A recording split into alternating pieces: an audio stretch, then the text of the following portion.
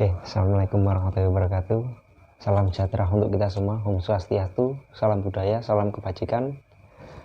Untuk video kali ini berdasarkan request dari teman sahabat saya, yang mana mereka sudah menjadi orang tua. Walaupun orang tua belum lama dan anaknya masih usia baru balita lah, tapi mereka sudah mulai cemas bagaimana mengenai pola asuhnya nanti sehingga anaknya tidak sampai terjerumus ke kenakalan remaja. Dan terima kasih untuk sahabat saya yang tidak perlu saya sebutkan siapa namanya karena itu ada kode etik. Oke, langsung saja. Untuk kenapa kenakalan remaja itu bisa terjadi kepada rekan-rekan semua. 1. Faktor internal. Kenapa kok faktor internal? Yang utama faktor internal berarti orang tua, pola asuh orang tua itu sangat ditekankan. Sebab anak bisa lebih baik apabila orang tua lebih mengerti bagaimana pola asuh yang sesungguhnya dan karakteristik daripada anak, sehingga anak berekspresi sedemikian rupa sehingga anak nggak salah untuk mengeksplor bagaimana saya sesungguhnya.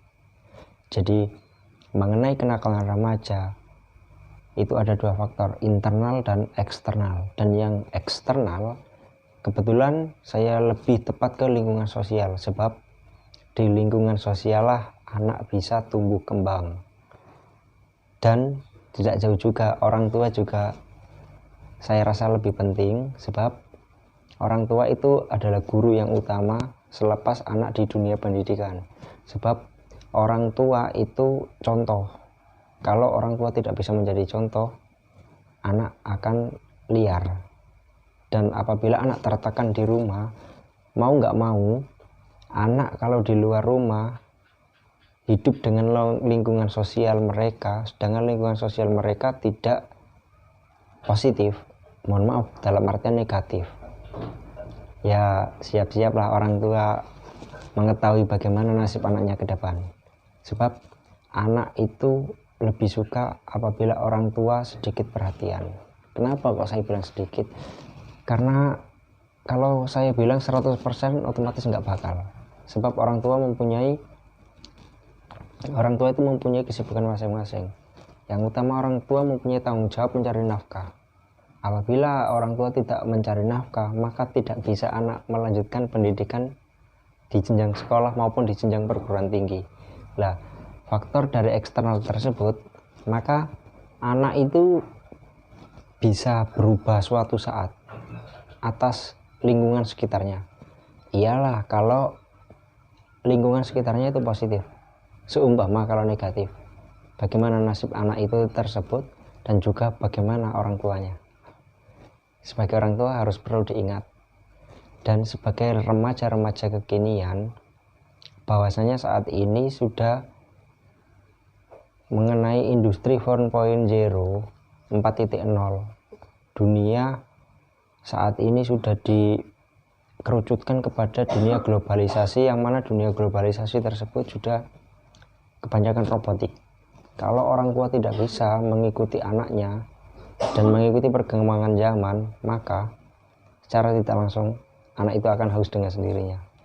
Jadi faktor eksternal tadi, anak bisa terjerumus kepada faktor kenakalan remaja sebab satu, controlling dari orang tua itu sangat kurang, dan yang kedua, mereka sudah dipengaruhi oleh lingkungan sosial, yang mana lingkungan sosial tersebut tidak mencerminkan bagaimana asas-asas sebagai generasi muda yang sebaiknya. Jadi lantas bagaimana untuk menanggulangi anak biar tidak sampai terjerumus ke faktor kenakalan remaja? 1. Orang tua hendaknya mengetahui anak saya kok berteman sama ini. Sedikit orang tua harusnya riset mengenai teman dari anak-anak saya itu siapa, latar belakangnya apa. Orang tua di situ harus mengetahui. Kalau orang tua tidak mengetahui, maka siap-siaplah orang tua merugi di masa kemudian hari. Sebab orang tua saat ini itu di ujung tanduk. Kenapa kok bisa di ujung tanduk? Karena orang tua bisa mengarahkan anak, hanya saja anak mempunyai tujuan hidup masing-masing. Mau nggak mau orang tua yang kena.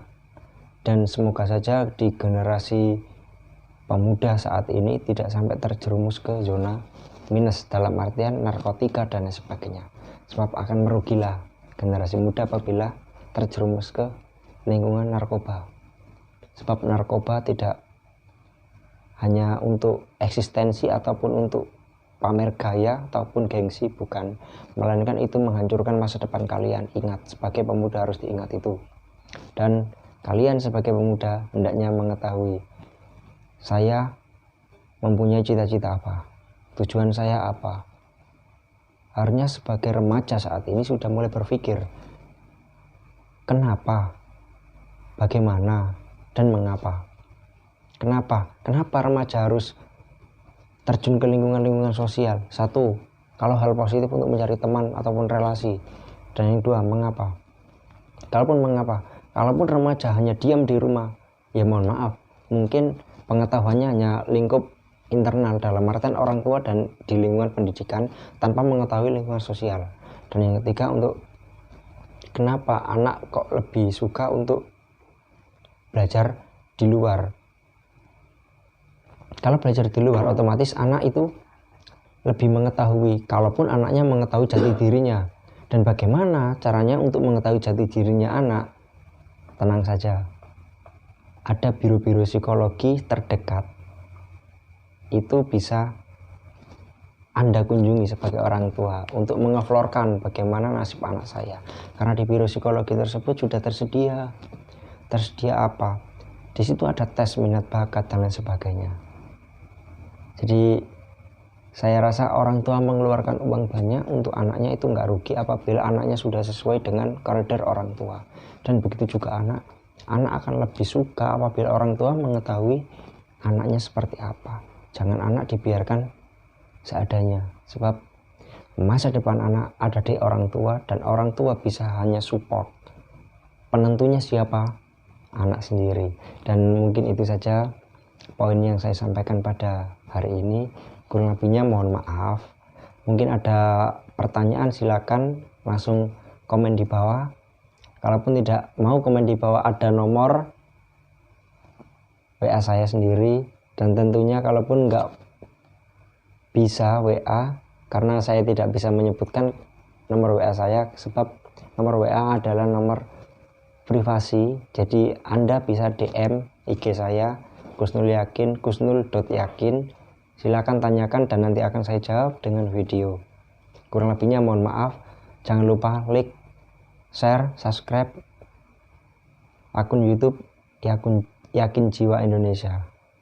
Dan di situ akan bisa menggambarkan bagaimana ke depan Anda semua. Setidaknya saya bisa membantu. Terima kasih. Assalamualaikum warahmatullahi wabarakatuh.